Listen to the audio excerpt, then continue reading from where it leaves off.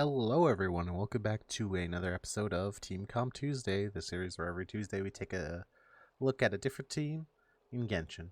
This week, after finally farming for him all week, we have Alhaitham, and we'll be running a Bloom team, which in my opinion is kind of the standard way you can play this character, or kind of the default team I would generally go for, as Hyperbloom tends to be the most powerful of the Dendro reactions just generally.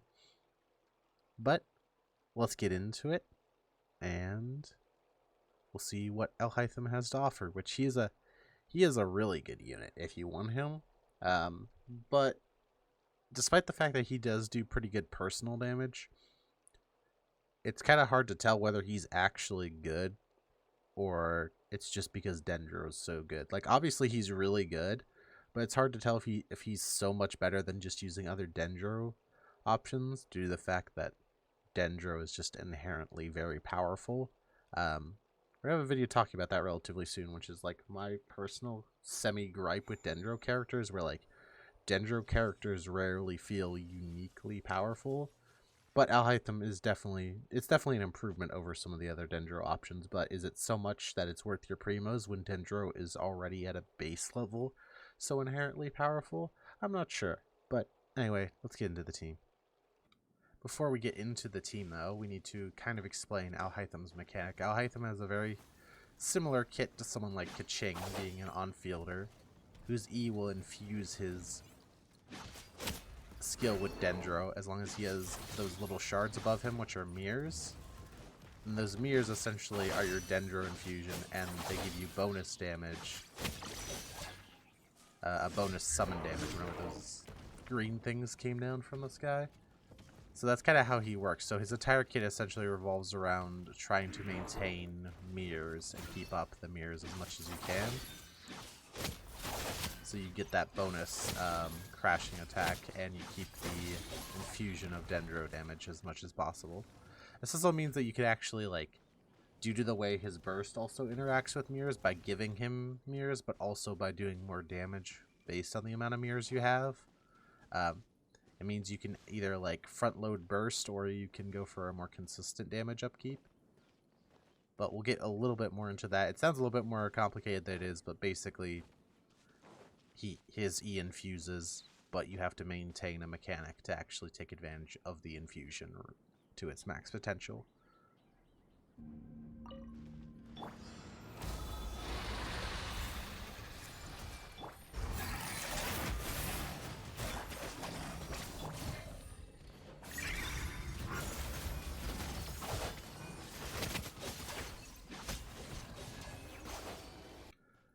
Alright, we're going to explain another mechanic real quick here.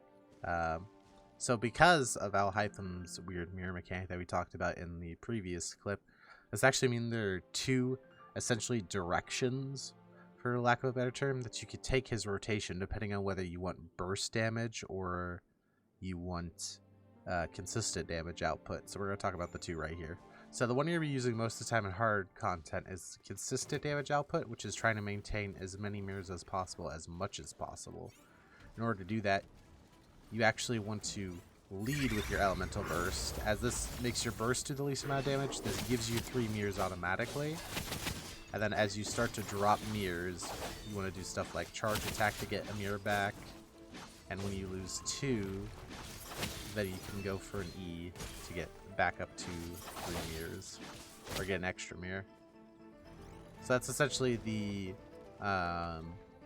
consistent damage output. You essentially lead with burst and then weave either weave a charge attack in as you drop a mirror, and weave your E skill in as you drop mirrors, in order to upkeep as many mirrors as humanly possible. The second direction you want to take your rotation for bursting is essentially kind of the opposite. Instead of leading with burst, our goal is now to get to 3 mirrors and burst. And the easiest way to do that is hit your skill and then either charge or normal attack, and then cast your burst in order to do the most amount of damage humanly possible in a burst setup. But importantly, this leaves you with no mirrors, and this will actually clear your Dendro application on your normal attacks. So again, use this to kind of like nuke bosses, or if there's a boss has a very short invulnerability phase, something like that, or if you're just really geared, and use the other rotation for more consistent, smooth damage upkeep.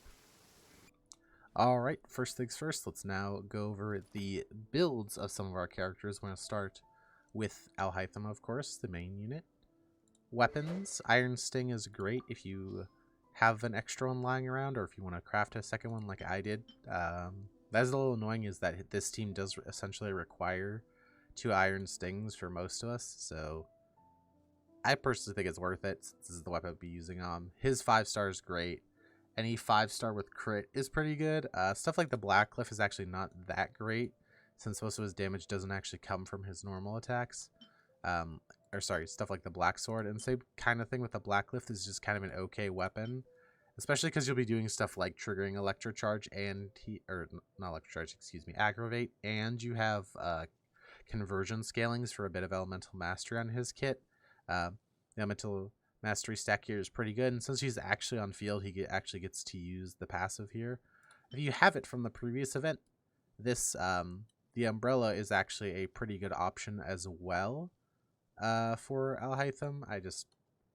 It's essentially better in single target situations where you're nuking down one target at a time to get the damage buff from the Paracel. But the Iron Sting will generally outperform in AoE settings, and I personally prefer to have a more generalist weapon, so that's why I went with the second Iron Sting. Also just because I can use a second Iron Sting on my account, meanwhile this weapon is basically only ever going to be used on him, so that is personally why I prefer the Iron Sting. For artifacts, you have a couple options. If you have a second Dendro in the team, which this team does, holding Deepwood, you can go for a Gilded Dreams set, which will just give him a good amount of Elemental Mastery and attack, everything he wants. There's some other options. You use like 2-piece Deepwood and a 2-piece Elemental Mastery, but the advantage of this is that you'll probably get a set of this as you're farming for good Deepwood sets, so I think that's really nice and it's convenient. For stats, you want to go basic DPS setup generally, so crit rate or crit damage on the circlet, Dendro bonus on the cup, and then either Elemental Mastery, or you could go attack even on the Sands if you have much better substats on an attack Sands. But personally, I would go for Elemental Mastery myself. For talents, you want to level them all up equally. I haven't got the time to really farm up a lot of Mora and stuff for him in order to be able to level all these up, but I will be doing that eventually, as I quite like him as a unit. I think he's a lot of fun. If you want priorities, I think his burst is probably the main priority, and then the normal attacks, and the skill is the last one you want to do.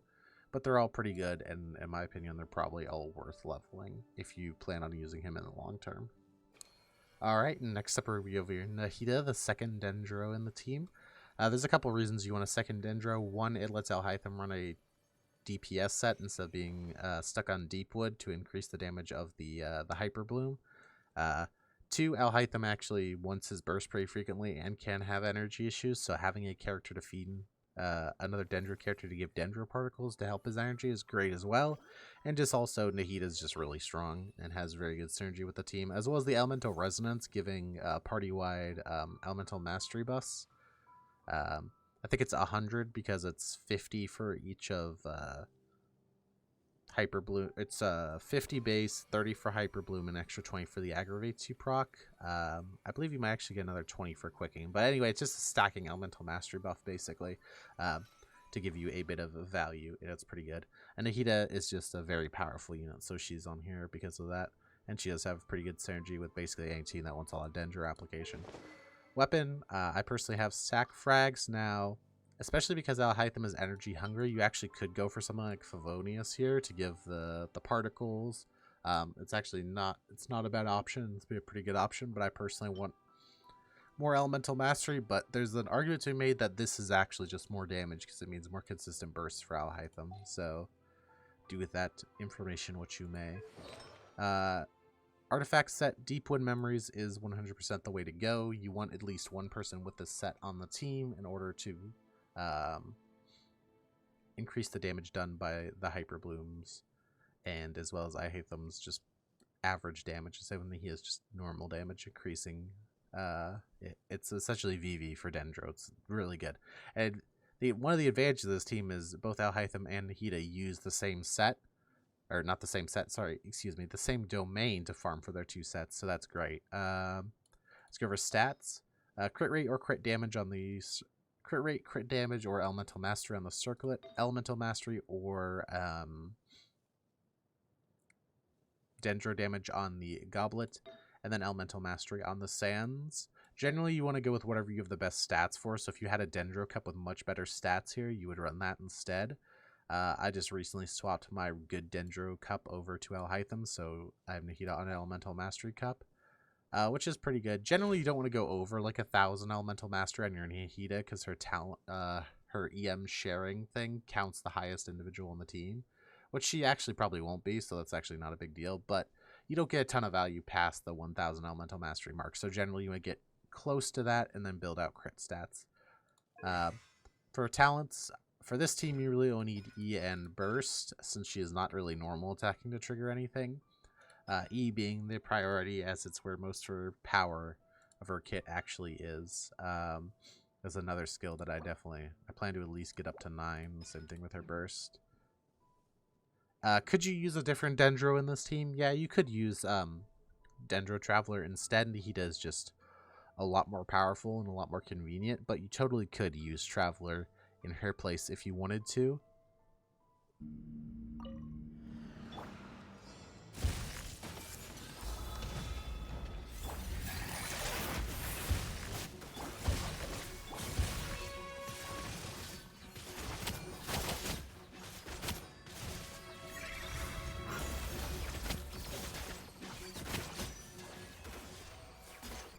Alright, and next up is the Hydro part of our Electrobloom core. I personally like to use Yelan here. Weapons, we're rocking the Favonius Warbow. This gives Alhaitham needs energy, somewhere in the range of like 40% bonus. But you don't want to really run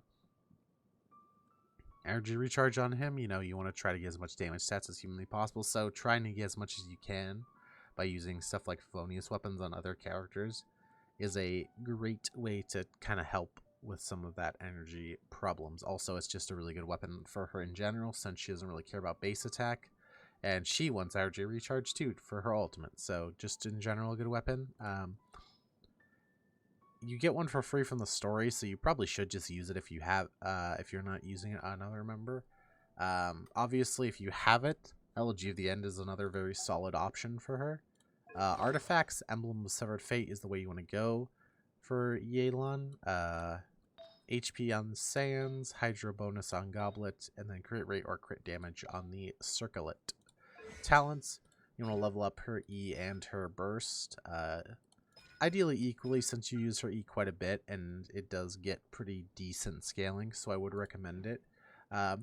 You totally could use Jing Cho in her place, but I think this is one of the few places where Yelan is specifically better as a solo Hydra, or can be specifically better, because the fact that she gives that damage bonus from here, giving your character a damage bonus, which means Alhaitham will do more damage as he stays on field longer, which I think is fun.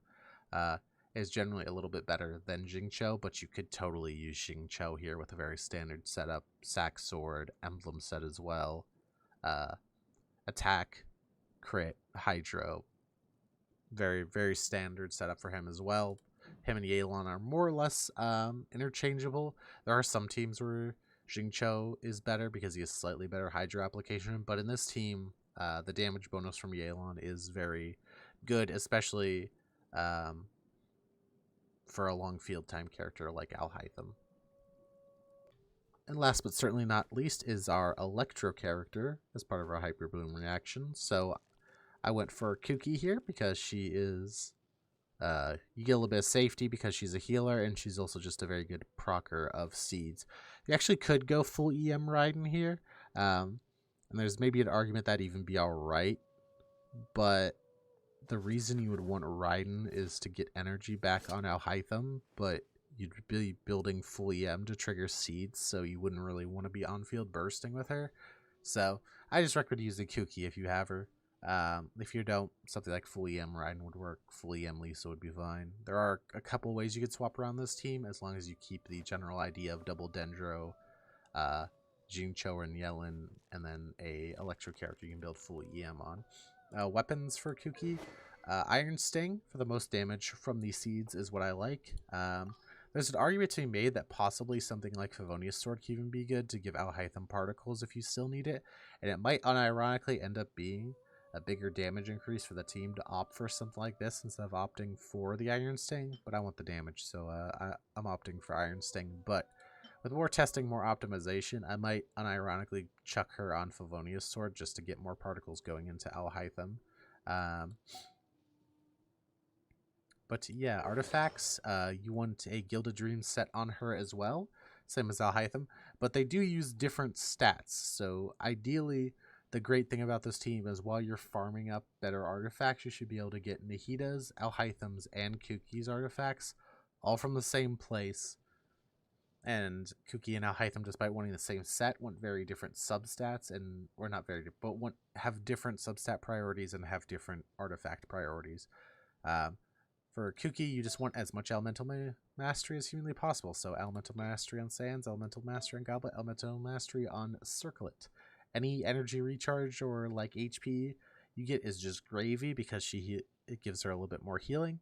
And then on Feather and Flower, you're just looking for the most amount of Elemental Mastery humanly possible on those substat rolls.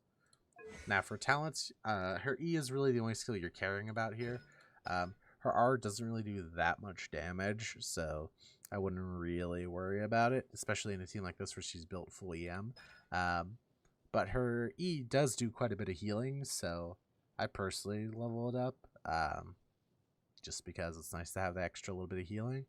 And the reason she works so well with this full EM setup is due to this passive here that makes it so that her damage and healing is increased by Elemental Mastery, which means she could still be effective healer while being built full EM. Her kind of like Burgeon counterpart. So in Burgeon teams, you often use Toma as a replacement for Kuki in a very similar setup. But the reason that Hyperbloom is better, not just is partially in part due to the fact that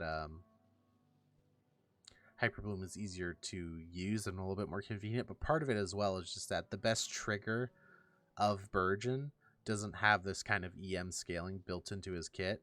Like if Toma's shield strength also scaled off EM, that'd be a lot better, but Kuki has it, so it's just butter on top for her, and is why you actually see her quite a bit in these Hyperbloom teams, and why she gained a lot of popularity after Dendro came out, despite being a very mediocre-ish unit on release. And just really quickly, Hyperbloom is very similar to Swirl, where the character's level also takes a matter, is taken into account when damage is calculated. So you want to 90 your Kuki. All my characters on this team are level 90 just because I use them a lot and I like them. But if I was being serious and I was going to try to save resources, Kuki is probably the only one on this team that you should push up that high, just because it's one of the only ways to scale your Hyperbloom damage is either get more EM or get higher levels. So I would personally max her if you are in a position to do so. Alright, we're going to be doing a rough rotation here. We're also be using a new mechanic that I did not know even existed, which is if you fight Masatori, apparently between 12 and 4, he has significantly more HP, so we're going to be doing that from now on, or at least I'll be trying to remember that. But again, this isn't perfect, this is just a rough rotation, so you just want to make sure you have all your stuff up, have your Nahida burst down, have your Yellen ult going, have your Kuki E going, then you lead on Alhaitham with your burst, you're waiting for your mirrors to start dropping off, and as they start dropping off, you weave a charge attack to get the first mirror back, and then you use E to get the second mirror back. Essentially, you try to maintain 3 mirrors. I kind of messed it up, so it was not perfect, but this is fine. You just go back through our rotation. And sometimes on Alhaitham the second time around, you're going to have to like lead with E and then stack up to a burst, or just not even use your burst if you don't have enough energy recharge. So in that situation, you just want to use your E at 0 stacks and then either charge or throw your E up in the air to do a plunge attack to get 3 mirrors right away, and then just continue with your normal attacking, and then weave in a charge attack if you can after mirrors start to drop to try to get one back. But that's a rough rotation. That's obviously a lot of work to do, but the general idea is just keep Alhaitham infused as much as possible. Keep your Yellen burst up. Keep your Nahida E on. Keep your circle going on Kuki to trigger the seeds, and you'll be good to go. Alright, that's going to be it for today's episode on Alhaitham Hyperbloom. I'm really liking this character. I'm having a lot of fun with him. The rotations were a bit rough. He's a little bit more complex than like a standard character. Not a ton, don't be super scared off. But even when played imperfectly, just being a powerful Dendro unit means that, well, guess what? He's good because Dendro is good and Hyperbloom is good. But he does have good personal damage and he's fun to play, so I definitely recommend if you like characters like Kaching, or even characters like Child that have a little bit more micromanagement in their kit, you should probably pick him up. He's a lot of fun.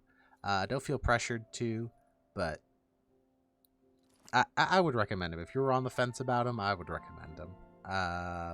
Especially if you have access to Nahida as well. But anyway, that's going to be it for today. I want to thank you for coming out, and look forward to next week's Team Comp Tuesday, which will probably be back to another Zhao team, and then we'll be back to another Alhaitham team the week after that.